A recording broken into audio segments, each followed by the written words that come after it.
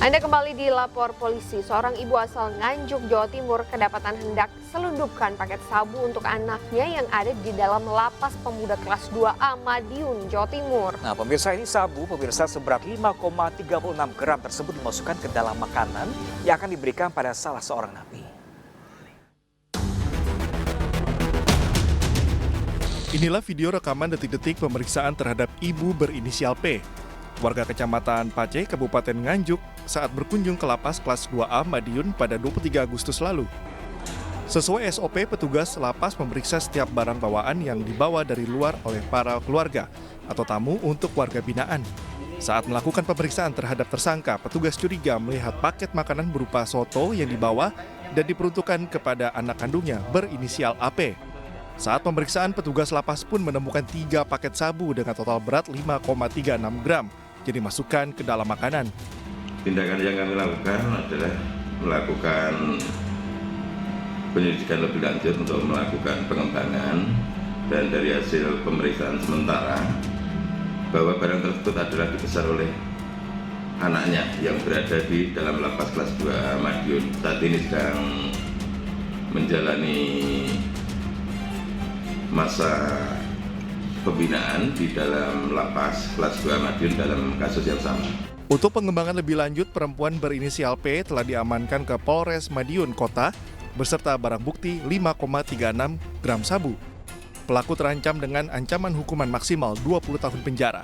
Dari Madiun, Jawa Timur, Arif Wahyu Effendi, iNews melaporkan. Kita ke Kalimantan Utara, pemirsa. Petugas gabungan BNN Provinsi Kalimantan Utara berhasil menggagalkan peredaran narkotika jenis sabu yang akan dibawa menuju Kabupaten Berau, Kalimantan Timur. Nah, pemirsa, ini kedua pelaku mencoba kabur dengan menggunakan speedboat namun berhasil ditangkap.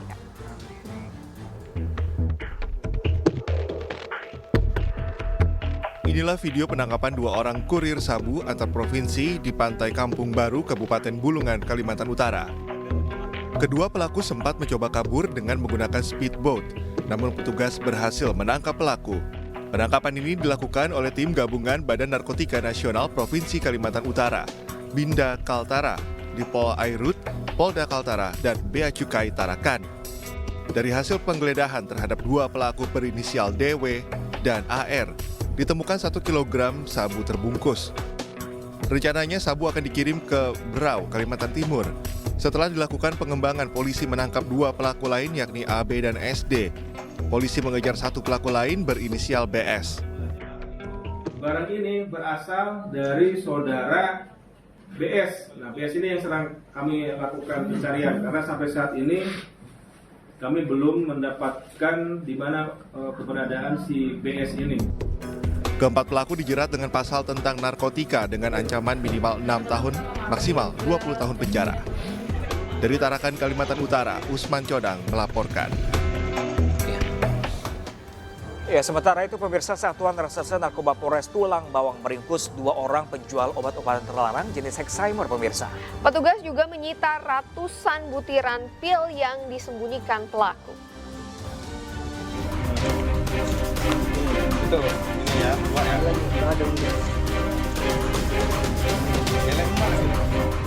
Polisi menggerebek rumah pengedar obat-obatan terlarang jenis Hexheimer di Kabupaten Tulang Bawang, Lampung. Kedua pelaku berinisial DG dan RA tak berkutik saat Satres Narkoba Polres Tulang Bawang menggeledah rumah pelaku. Polisi mendapati 396 butir pil obat keras jenis Hexheimer yang disembunyikan tersangka di bawah kasur. Dari hasil pemeriksaan sementara, para pelaku biasa menjual obat-obatan ini secara bebas kepada pelajar serta mahasiswa di sekitaran Kabupaten Tulang Bawang. Banyak 396 butir pil obat keras jenis Hexheimer di rumahnya. Hasil pemeriksaan barang haram tersebut dijual kepada orang-orang yang membutuhkan, tetapi tanpa izin. Banyak juga ada anak-anak sekolah, anak-anak kuliah, dan warga biasa tidak dewasa. Kedua pelaku bersama barang bukti diamankan di Polres Tulang Bawang guna dilakukan penyelidikan lebih lanjut. Dari Tulang Bawang, Lampung, Ahmad Lutfi Rosyadi, iNews melaporkan. Ya, pemirsa, ini diduga karena selalu merongrong orang tua seorang pedagang nasi goreng di Kabupaten Tegal ditembak hingga tewas. Ya, dalang dan eksekutor penembakan ternyata adalah adik dan ayah kandung korban.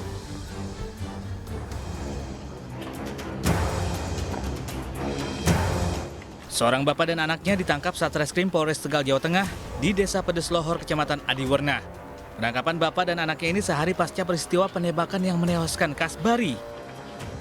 Tarwat dan Dirto merupakan dalang dan eksekutor penembakan terhadap korban. Tarwat, yakni ayah korban, kesal terhadap anaknya yang selalu merongrong orang tua. Korban kerap meminta uang untuk berjualan namun tak membuahkan hasil. Sang ayah meminta Dirto, adik korban, untuk menembak kakaknya.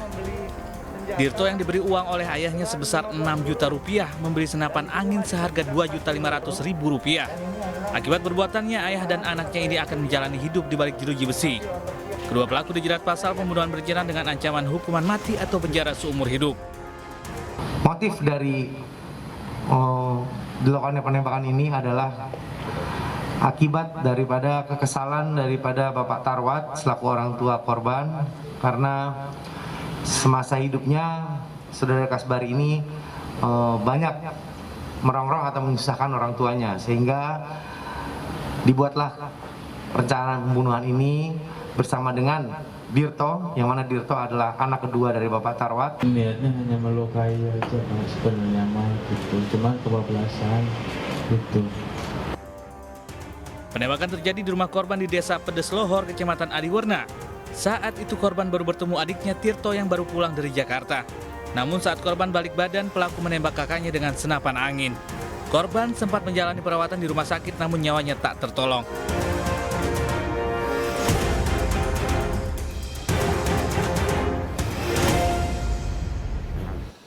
Pemirsa, seorang pria paruh baya ditemukan tewas tanpa busana di salah satu kamar hotel di Palangkaraya, Kalimantan Tengah. Dan sementara itu, 6 anggota TNI menjadi tersangka dalam kasus mutilasi 4 warga di Mimika, Papua Tengah. Ya, dan informasi ini juga sekaligus mengakhiri lapor polisi hari ini. Terima kasih sudah menyaksikan lapor polisi. Bagi Anda yang ingin memberikan aspirasi, keluhan, laporan, dan juga apresiasi kepada pihak polisian di seluruh Nusantara, kami juga membuka laporan pengaduan yang bisa diakses kapanpun melalui sejumlah channel kami, yaitu di Instagram resmi kami @laporpolisi_iNewsTV dan juga @official_iNewsTV. Nah, pemirsa, akhir kata, saya Pram Senja dan rekan saya Anita Mai, pamit undur diri. Lapor polisi, Anda lapor, kami sampaikan. Sampai jumpa.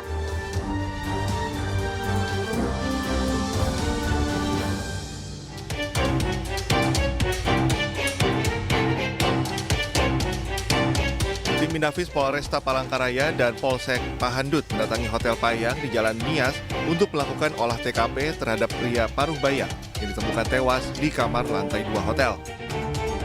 Korban yang diketahui bernama Rahmadi dan belum diketahui usianya ini tewas dalam posisi terlentang tanpa busana, dan di dalam kamar petugas menemukan alat hisap sabu atau bong.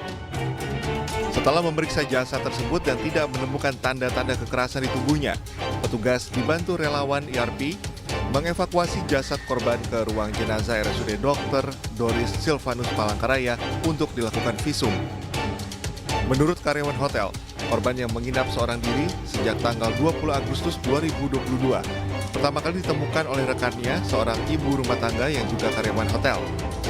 Saya ada yang terletak aja gitu, coba lihat, tidur dengan pakaian terbuka telanjang. Itu di kamar nomor berapa? 217. Sudah berapa hari nginap? Dari tanggal 20. Dari tanggal 20 ya? Iya. Dua-duanya check out. Ditemukannya meninggal tadi jam berapa, Pak? Kuncinya di bawahnya. Kalau meninggalnya jam 7, Pak. Saya berani menceknya. Kasus penemuan jasad tamu hotel ini telah ditangani petugas Polsek Pahandut Palangkaraya dengan meminta keterangan dari sejumlah saksi dan menunggu hasil visum dari dokter rumah sakit. Dari Palangkaraya, Kalimantan Tengah, Ade Sata, iNews melaporkan.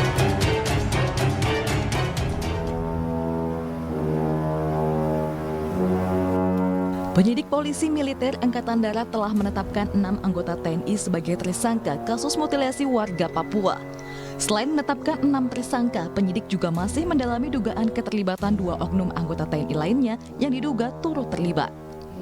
4 warga sipil yang terlibat juga telah ditetapkan sebagai tersangka dan kasusnya ditangani pihak kepolisian. Kasus mutilasi ini mendapat perhatian Presiden Joko Widodo saat kunjungan kerja ke Papua.